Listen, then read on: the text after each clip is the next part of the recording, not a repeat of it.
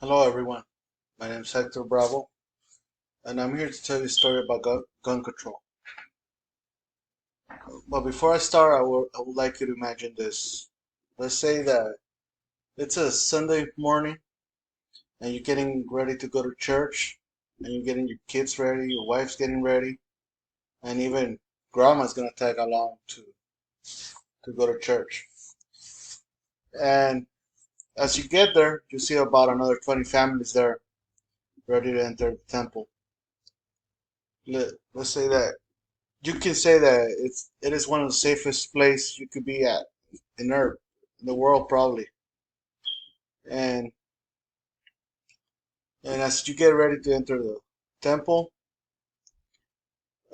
roughly to the middle of the sermon, a criminal enters, or a terrorist, if you could call.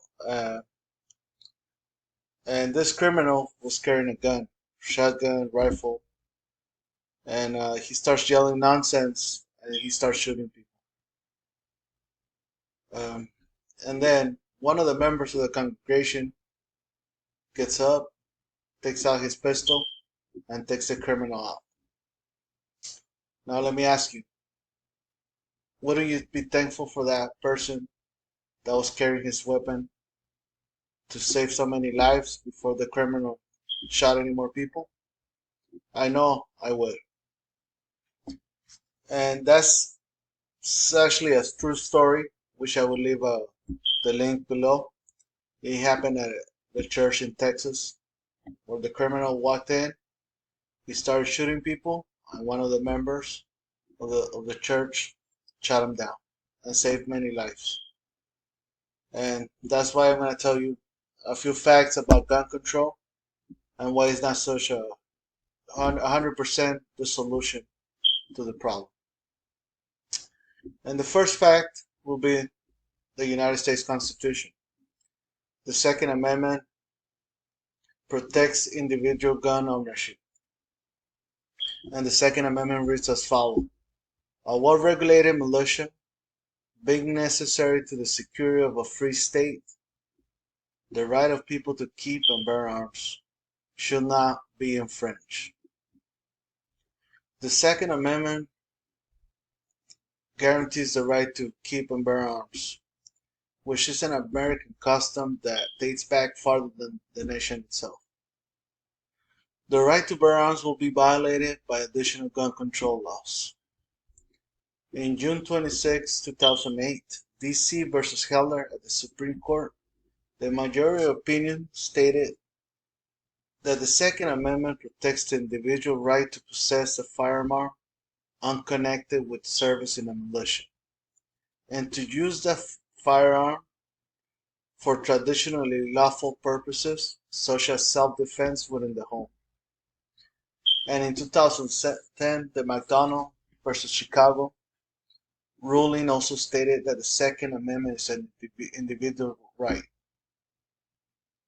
And Lawrence Hunter, Chairman Revolution PAC, stated the founders understood that right to own and bear laws is a fundamental and as essential to maintaining liberty as are the rights of free speech, a free press, freedom of religion, and the other protections against government encroachments on liberty delineated in the Bill of Rights.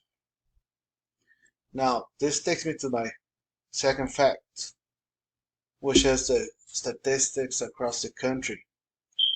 According to studies published in Applied Economic Letters, the states with restrictions on the carrying of concealed weapons had a higher gun-related murders, and assault weapon bans didn't significantly um, had an effect on murder rates at a state level. While the number of people owning guns in the 20th century nearly doubled, the murder rates fell.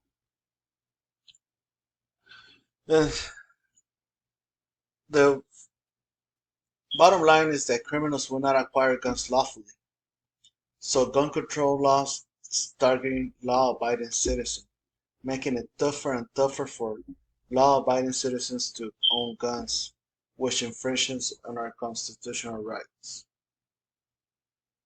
And on my third fact will be that gun control laws give too much power to the government and may result in government tyranny and the government taking away all guns from citizens. 50% of the people surveyed in 2013 said that gun control laws will give too much power to the government over the people.